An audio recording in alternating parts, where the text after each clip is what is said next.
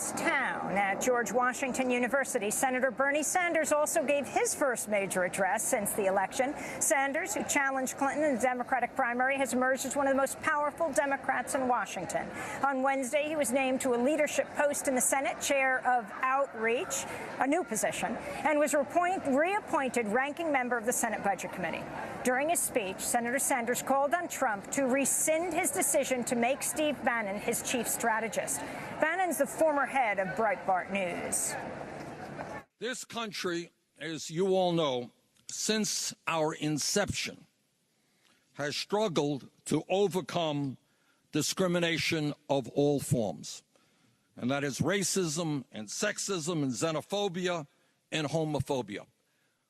For hundreds of years, extraordinarily brave people have stood up, and some of them have died in the struggle to end discrimination in America. And I say to Mr. Trump from the bottom of my heart, and I know I speak for millions of fellow Americans, Mr. Trump, we are not going backwards in terms of bigotry. We're going to go forward in creating a non-discriminatory society.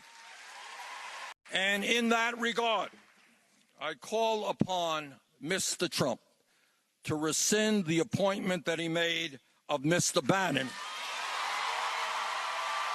A president of the United States should not have a racist at his side. Unacceptable. That's Senator Bernie Sanders speaking Wednesday, but his speech was not solely an attack on Donald Trump. The Vermont senator said he hopes to work with the president-elect on a number of issues.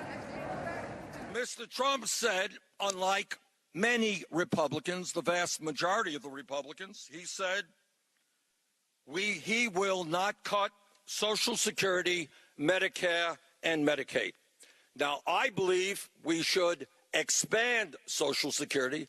I believe in a Medicare for All program, but that is what he said.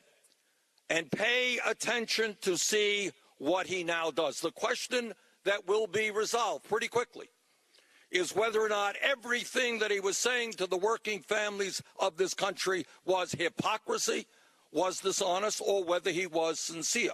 And we will find that out soon enough. But number one, no cuts, says Mr. Trump, to Social Security, Medicare, and Medicaid. Mr. Trump says he wants to invest $1 trillion in rebuilding our crumbling infrastructure. That is a good sum of money. That is exactly what we should be doing, and we can create millions of good-paying jobs if we do that. Mr. Trump, that's what you said on the campaign trail. That's what we look forward to seeing from you.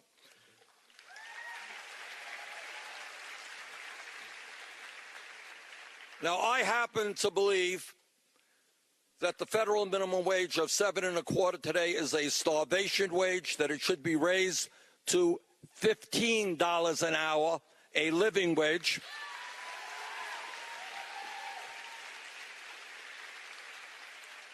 Mr. Trump did not say that, but what he did say is we should raise the minimum wage to $10 an hour. Not enough, but a start. And we will hold him to those words. Mr. Trump said that Wall Street, dangerous, doing bad things. He wants to reestablish Glass-Steagall legislation. I look forward to working with him.